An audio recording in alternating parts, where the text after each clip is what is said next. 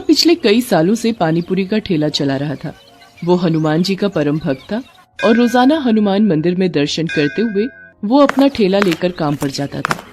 भोला ने अपने ठेले पर भी हनुमान जी की एक फोटो लगा रखी थी, जिस पर वो रोजाना पानीपुरी शुरू करने से पहले हनुमान जी को पानीपुरी का भोग लगाता था। भोला को ऐसा करते देख सामने नया ठेला लगाने वाला लच्छू जोर जोर से हंसने लगता है। ऐसा तो भाई पहली बार देखा है, हैं? हनुमान जी पानीपुरी खाते हैं। कैसे बेवकूफ लोग हैं जो भगवान को पानीपुरी खिलाते हैं। देखो भैया, तुम यहाँ नए आए हो इसीलिए अपनी हद में रहो। मेरा मजाक उड़ाने की कोई जरूरत नहीं है। अपने काम से काम रखो। मैं तुम्हें कुछ नहीं कह रहा। इसका मतलब ये नहीं कि तुम मुझे कुछ भी बोलते जाओगे। ऐसा है, अब यहाँ मैं आ गया हूँ। अब मेरा पानीपुरी का ठेला ज्यादा चलने वाला है। तुझे तो मैं कुछ ही दिन में यहाँ से तेरे हनुमान जी के साथ गायब कर दूंगा, समझा? लच्छू बदमाश टाइप का आदमी था। उसके कई बदमाश दोस्त थे जो खाली समय में उसके ठेले पर आकर मौज मस्ती करते थे। लच्छू जो पानीपुरी बनाता था उसका तरीका बहुत ही गंदा था। ये बात किसी को भी पता नहीं थी। ये काम वो चोरी छुपे करता था। भोला अपनी पत्नी ममता को इस बारे में बताता रहता था। ममता, तुम नहीं जानती हो, वो नया पानीपुरी वाला लच्छू बहुत ही गंदा इंसान है। वो ग्राहकों को गंदे पानी और पुराने मसालों से बनी पानीपुरी खिलाता है। ये बात कोई ग्राहक नहीं समझता। सबको बस सस्ता दिखता है। इसी वजह से मेरे ठेले पर ग्राहकों का आना बहुत कम हो गया है। सब लच्छू के ठेले पर ही जाते हैं। सुनो जी, बेईमानी की नींव पर खड़ी इमारत की दीवारें बहुत कच्ची होती हैं। देखना, ये लच्छू ज्यादा दिन टिक नहीं पाएगा। और आप तो अपने हनुमान जी पर विश्वास रखते हो ना, तो अपनी सारी चिंता छोड़ दो। भोला हनुमान जी का ध्यान करके सो जाता है। अगले दिन भोला जब अपना ठेला लेकर बाजार पहुंचता है तो उसके ठेले पर कुछ बदमाश आ जाते हैं। ओए, पानीपुरी खिला तो जरा, देखें तेरी पानीपुरी में कितना स्वाद है। जी अभी खिलाता हूँ, ये लीजिए। कल्लू भाई, पानीपुरी में ज्यादा स्वाद नहीं है। थोड़ा तीखा और मिला बे। मेरा दोस्त कई दिनों बाद आया है, इसे जी भर के पानीपुरी खिला। तभी दो आदमी और आ जाते हैं और वो भी उन्हीं दोनों बदमाशों के दोस्त होते हैं। वो भी साथ में पानीपुरी खाने लगते हैं। उनमें से दो लोग भोला के सिर पर मार मार कर बात कर रहे थे।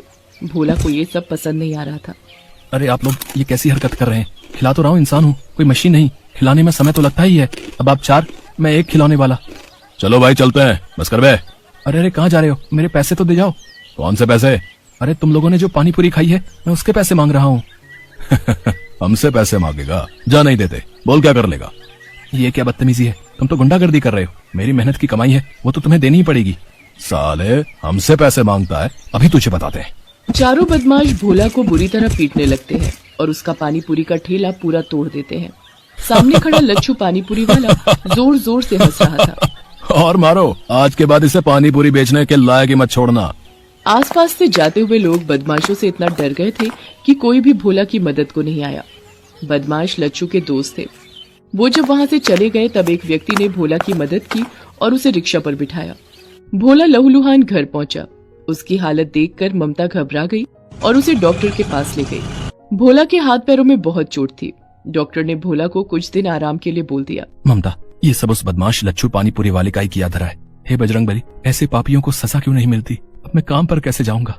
भोला अभी ममता से बात कर ही रहा था कि तभी दरवाजे पर दस्तक होती है। कौन है? रुको, आती हूँ। अरे रतन, तू? प्रणाम दीदी, कैसी हो? अरे ये जीजा जी को क्या हुआ? ये चोट? तू आ बैठ, पहले कुछ खा पी ले, फिर सारी बात बताती हूँ। रतन, तुम तो कभी शहर आते नहीं हो, अचानक कैसे आना हुआ? बस जीजा जी, आपसे और दीदी से मिलने का मन था और मुझे शहर में थोड़ा काम भी था। ममता का भाई रतन गांव में रहता है। उसका शहर आना बहुत कम होता है। ममता भोला के साथ हुए हादसे के बारे में रतन को बताती है, जिसे सुनकर रतन गुस्से में आ जाता है।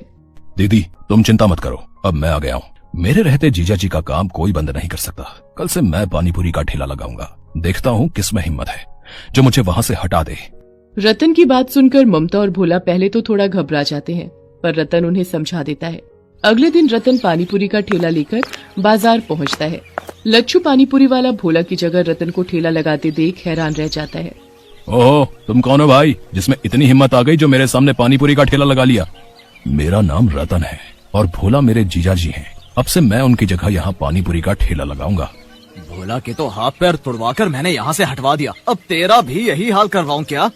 है हिम्मत तो मेरे ठेले को हाथ लगा कर दिखा। अभी अपने दोस्तों को फोन करता हूँ। हाँ। रतन ग्राहकों को पानीपुरी खिलाने लगता है। इतनी देर में लच्छू उन्हीं बदमाशों को बुला लेता है। ये रहा भोला का साला रतन, इसे भी इतना मारो कि ये भी खटिया पकड़ ले। अरे मेरे हाथ को क्या हुआ? मेरा हाथ एक जगह पर रुक क्यों गया है? मैं इसे मार क्यों नहीं पा रहा? मेरे साथ भी यही हो रहा है, मेरे भी दोनों पैर जमीन से चिपक गए हैं, मैं तो हिल भी नहीं पा रहा। मेरे जीजा जी को तुम लोगों ने मारा था, अब मेरा ठेला तोड़ने आए हो, अभी तुम्हें सबक सिखाता हूँ, ये लो। रतन उन बदमाशों को ऊपर नीचे घुमाता जाता है। वो उन्हें कभी आसमान में उड़ा देता है, कभी जमीन पर पटक देता है। रतन वास्तव में कोई और नहीं बल्कि हनुमान जी थे, जो भोला की सहायता के लिए धरती पर आए थे। वो तो बदमाशों को सबक सिखाना चाहते थे ताकि वो दोबारा कभी भोला को परेशान न कर सके, और ऐसा ही हुआ। बदमाश डर कर वहाँ से भाग गए। रतन गुस्से में लच्छू के ठेले पर जाता है। उसे देखकर लच्छू घबरा जाता है और माफी मांगता है। मुझे माफ कर दो रतन, मुझसे गलती हो गई, मैं आज के बाद कभी भी भोला को परेशान नहीं करूंगा। मेरा ठेला मत तोड़ना, मेरे घर में मेरी बीवी और बच्चे हैं, मैं इसी रोजगार के सहारे अपना घर चलाता हूँ। घबराओ नहीं, मैं तुम्हारे साथ ऐसा सलूक नहीं करूंगा जैसा तुमने किया। मैं तो बस तुम्हें समझाने आया हूँ। हमेशा याद रखना, दूसरों से ईर्ष्या करके कुछ नहीं मिलता, अपना ही नुकसान होता है। इसलिए अपने काम में मन लगाओ, दूसरों को मत देखो, वरना पापियों को दंड देते भगवान को देर नहीं लगती।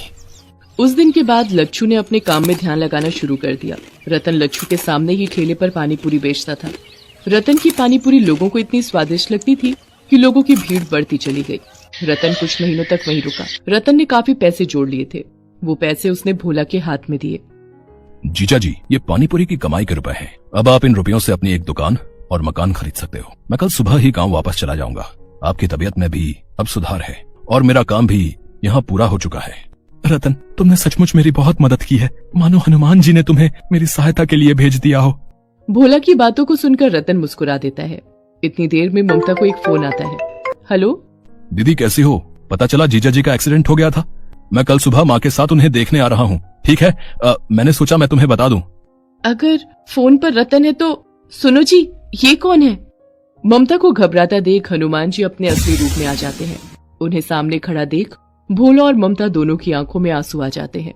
प्रभु, आप मेरी मदद को आए, आपकी महिमा अपरंपार है प्रभु। भोला, तुम्हें तो पता ही है, जब भी कोई भक्त सच्चे हृदय से मेरी पूजा और उपासना करता है, मैं उसकी मदद के लिए अवश्य आता हूँ। तुम मेरे सच्चे भक्त हो, हमेशा ऐसे ही ईमानदारी और मेहनत से काम करते रहना। मेरा आशीर्वाद सदैव तुम्हारे साथ है। इतना कहकर हनुमान जी अंदर ध्यान हो गए। भोला ने उन रुपयों से एक दुकान और एक मकान खरीद लिया और अपनी पत्नी ममता के साथ खुशी खुशी जीवन बिताने लगा।